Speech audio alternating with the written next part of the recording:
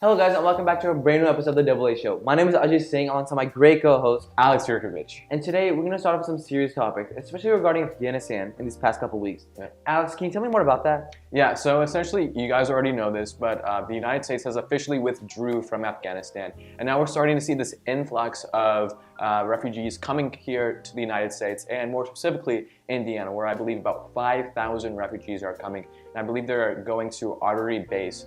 And essentially what we're trying to say, we come from immigrant backgrounds. My grandparents were immigrants. Ajay's parents were immigrants. And essentially what we're trying to say is, welcome these refugees with open arms. Our families came here to the United States with nothing. And essentially, if we just give them, some sort of support, it's going to really help them go on that right track to success.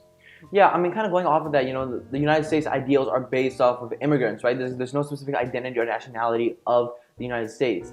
And seeing how, bad of a situation that Afghanistan has been put in, the U.S. is doing as much as it can to help out and make sure, just as Indiana is receiving 5,000 Afghan nationals, all 50 states are receiving that same amount. So, America is doing its part to help this cause. Yeah. So the next thing we're going to talk about is Ella and Bell Gaddis. Yes. The really sad passing away, which was a couple of weeks as well prior. as Brianna Fisher. Brianna Fisher. I believe they were coming from South Carolina. Am I correct about that? Was it South Yes, Carolina? they were in South Carolina. Yeah, so they were driving in the middle of the night in South Carolina, and they were unexpectedly killed by a drunk driver. And this greatly took a toll on our community, especially the Fishers community, the HSE community, where almost they were very well-known students. Almost everyone knew who Elle, Bree, and Brianna were.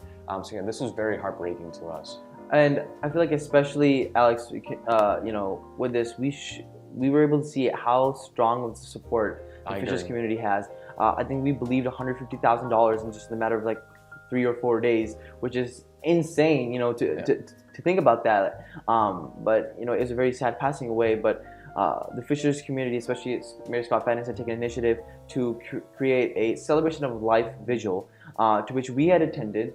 It lasted a couple of hours, and we were able to see the family members and their best friends come up and talk about this. Even though it's a very difficult time, we need to show this solidarity in our community against this, these bad people who are doing all these, drunk driving at night. And luckily, at least 2 of the people in the car were saved. Yes. Macy Waltz and Elle and Belle's mom. Yeah. But we pray for them. They're always in our thoughts. They're always in our prayers, and we really hope that their families can find some type of happiness. Yeah, and essentially, we need to make sort of this call to our leaders to essentially, we need to engage within our community. We need to teach our community about, stop drinking, in the middle of the night, and stop drunk driving. I think there needs to be more public works projects to prevent any of these more heartbreaking crises to occur. Yeah, I very much agree with Alex.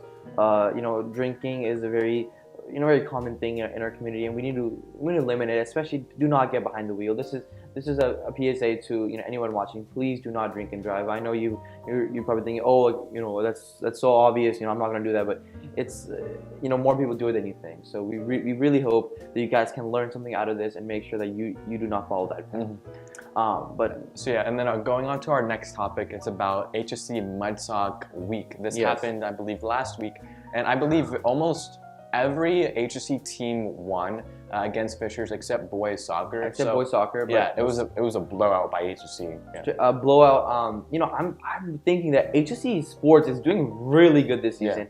The football team's been really good. I think, Alex, you had mentioned to me that they're now 4-1. They just recently lost to Westfield, but besides that, they'd won all the previous matches, and especially Mudsock, which we blew them out of the water. Alex and I actually had attended the game, and it was a very, very fun event.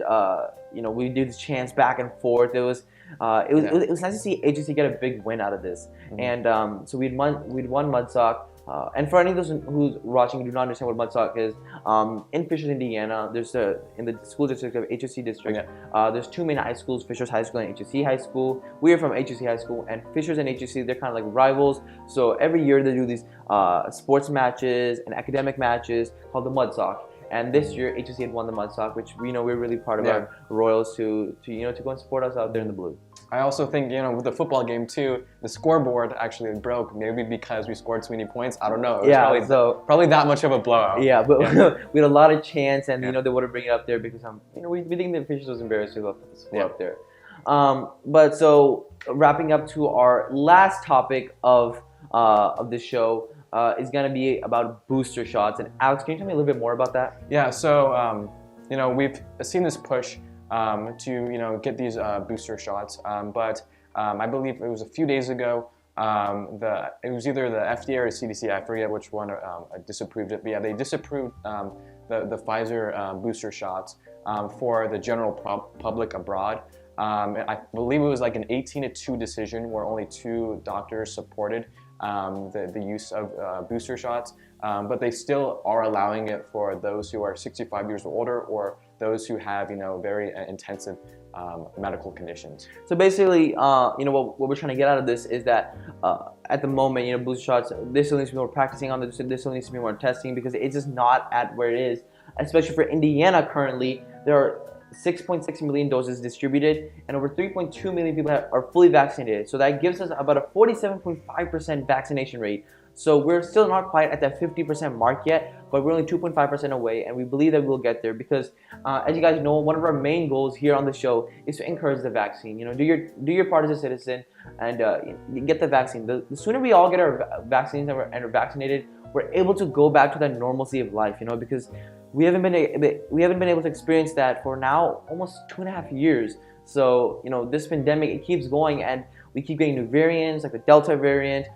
So these booster shots, and these vaccines, they're what is going to help us. So we really hope you guys, are encouraged to get that. Yep, and that's going to do it for us today. If you guys want to hit the like button, go ahead, hit the like button. Also subscribe, comment down below. Follow us on Instagram at the AAA Show. If you want to contact us, you want to be on our show. We just had our great interview with Senator Ford as well as Scott Fadness a few weeks ago. So yeah, if you guys would like to come on our show, just DM us on Instagram. Thank you guys, and we'll see you next time.